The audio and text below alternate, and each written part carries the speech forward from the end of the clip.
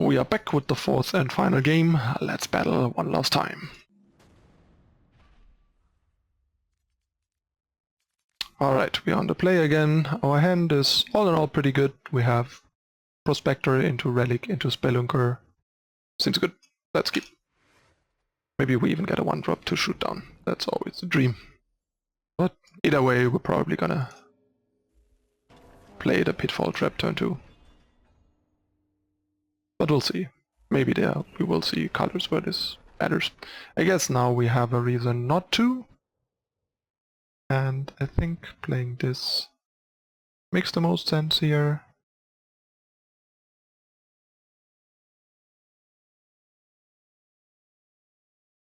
Yeah, I guess. Tech. There we go. Yeah, now we're like in a great spot. Seems like we're up against another horror control. There's a lot of horror control right now. Another reason to give this deck a shot. Take it for a spin.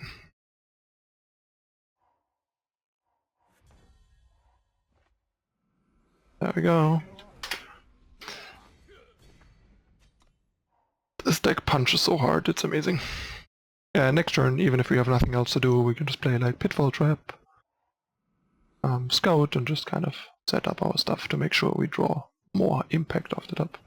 That's quite strong here, but we still have a board that kind of lives through this. Scout here. Should have actually scouted first, and then if we top, we just play a ready power, a regular power. Fortunately, we did get punished, so we can just scout again. Otherwise, I would have like wasted the scout of the Crest, which is important enough to not do. Don't waste anything. This game, we might actually be losing because the opponent had a reasonable counterplay against our opening, and our hand is kind of like running out of gas here. Having 6 out of 25 power by turn 4 already, and like a low impact card is not where you want to be. This helps a bit. Let's see. Well, and a decent ring, I would say. It's pretty good too.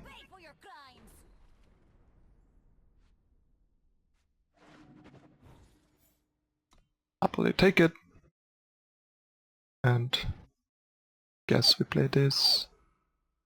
Ping the opponent. Loot. Should have sequenced that differently, obviously. But yeah.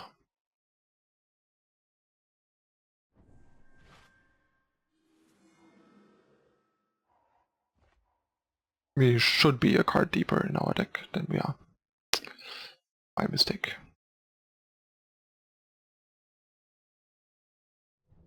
Ideal sequence would have been like Pitfall Trap, Loot, and then... yeah. Alright, so make a couple of reds. What did the opponent take? They took the etchings. Interesting choice. But sure, guess. We rolled a good ring for the situation. Attack, not much point in looting.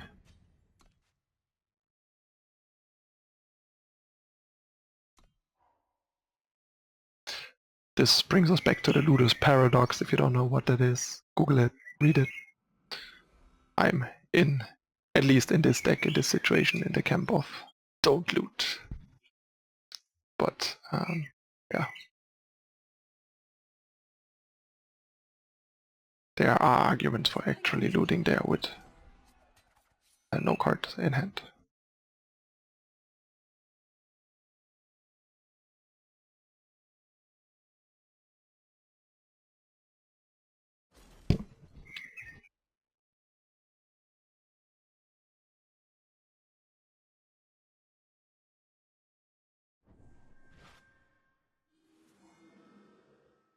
Opponent's dirtling a lot, which is very good for our only mediocre draw. Okay, so here we can do this, then we can do this. Pretty good. Then we can do this. Rid of that too. And then we get in.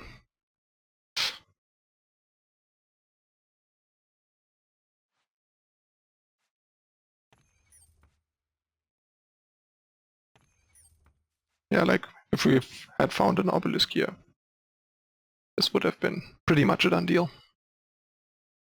And yeah, as you can see, deck has a lot of comeback potential from a kind of iffy early draw. Gassing out in the middle there and then just kind of getting back into it.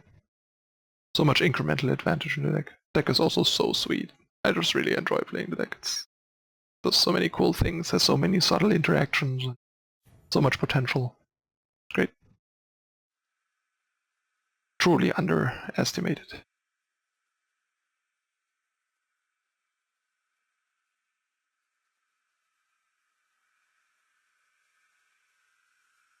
Our opponent disconnected? That would suck. Because this is kind of an interesting game to see play out, but now the opponent's just dead.